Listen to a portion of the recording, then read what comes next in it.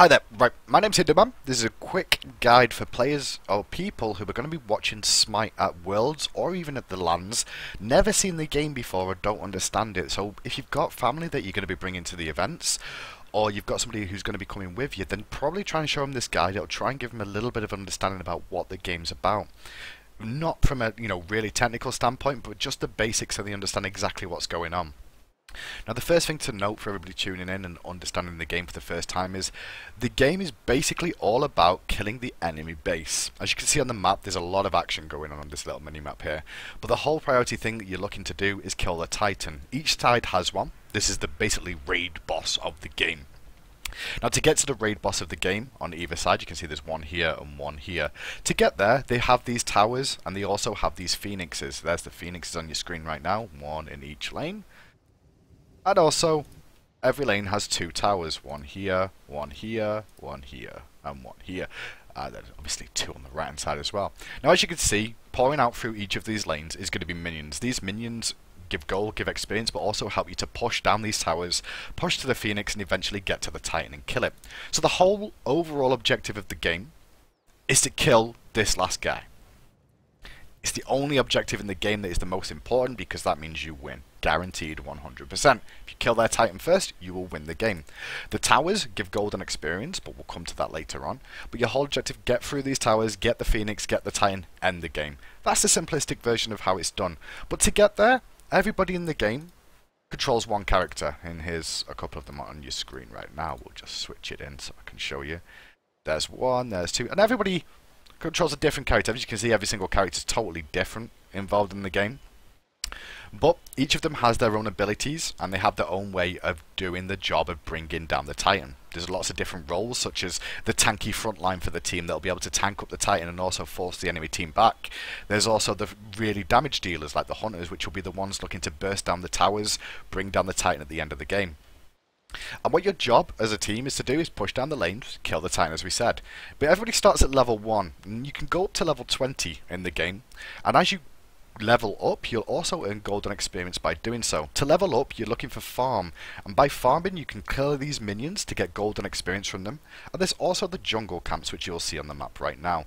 These little buff areas here on the map, you can see there's a little yellow buff there. There's also the buffs here and here. All your jungle has creeps in them as well, which will give golden experience, and killing enemy players will also give you a little bit of gold and a little bit of experience as well, to advance you on your quest to getting higher level. The higher level you get, the more damage you'll deal with your abilities, but also the more gold you'll get, which you'll see down here, which will allow you to buy items that cost cash. The more cash that you have, obviously the more items you're going to have, so you're going to be able to push and do more damage to be able to clear the towers, eventually kill the enemy players who are obviously going to try and defend them, and end the game. So that's the basics of the game, but there's a little bit few more intricacies to it that you'll probably need to understand too, so from a spectator standpoint. Now, at the beginning of the game, I'm just going to rewind this back a little bit and try and get to that point for you so we can see what's going on.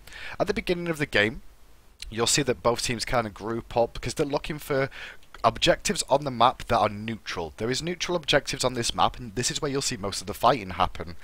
And the reason this is because both sides of the jungle, we'll just wait for these to spawn, which will be very, very soon, and I'll explain it, but each side of the jungle has equal amounts of camps on them, of jungle buffs which they can take to get themselves golden experience. However, directly through the center of the map, what you'll find is there is 4 camps actually that are totally even in terms of distance away from each other's bases. As you can see right now, both these two teams have pulled these what we call harpies in mid lane. Now these mid harpies are a neutral buff because they're equidistant on the map from each other's team, but they both give golden experience, and if you can control both these two camps, you will get a golden experience lead overall, which is obviously important for trying to beat the enemy team to take down the Titan at the end of the game. So controlling these two camps is important, and these spawn every 3 minutes, so you'll see a lot of fighting in these sort of areas when they're due to respawn, which is very important. On top of that, there is a buff over here, which is the Gold Fury. He has his own little golden nest. Best way to explain this, it's got Gold Fury in the name. There's a reason for it, because it gives a high amount of gold if you kill it for your team. Each person in the team will receive a substantial amount of gold and some experience of bringing down this buff. But this for bringing down this objective, but it's very, very tanky, and it takes a while to bring down. Normally needs multiple members of the team during the early levels to bring it down alone. So both teams want to control this and make sure the other team does not not get it before them. And so you'll see a lot of fighting around the 10-minute mark generally, as this one is prioritised. You'll see a lot of ward coverage on the map as well to make sure that nobody can control this Gold Fury area. Across the way, we'll see another buff that will spawn a little bit later on. We'll try and fast forward. But this is the ultimate buff other than the Titan on the map. This is the ultimate goal which will allow you to do everything. He spawns in this lavaed area here, and it's called the Fire Giant. Now the Fire Giant gives your team a buff, a global buff that goes on to all their players.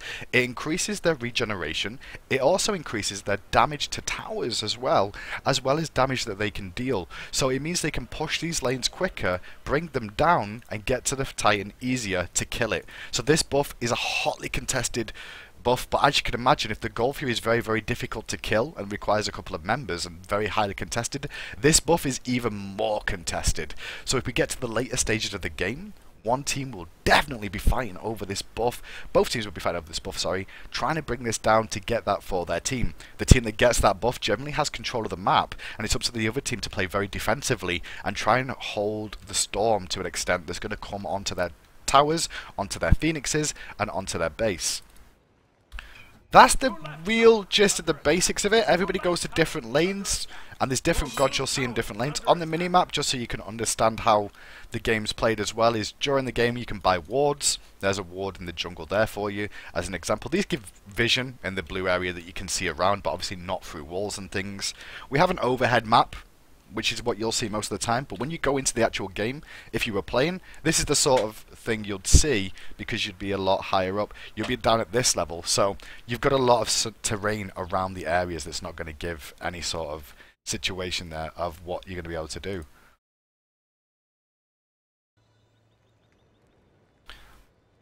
So when you're at this sort of angle here, this is what you can see around you. There's a lot of terrain around, so you can't necessarily get around this as easy or see as clearly as we can above. Obviously, people have abilities to be able to jump over these large walls and things that you can see here, but you'll see that going on during the game. But your overhead view, for the most part, will be nice and clean, so it makes it nice and easy to see. Now, during the game, obviously, you're going to see a lot of these gods moving around, looking to rotate to different lanes to support their towers, but also to try and kill the enemies in lane to get gold and experience, and also be able to push the towers further. Or maybe if they can kill 2 or 3 members of the team, 3 or 4 members of the team, they can look to try and take some of the bigger buffs like the Gold Furies, like the Fire Giants on the map that will spawn. That's kind of the basics of Smite, really, of what you'll need to know just as a base level of going in.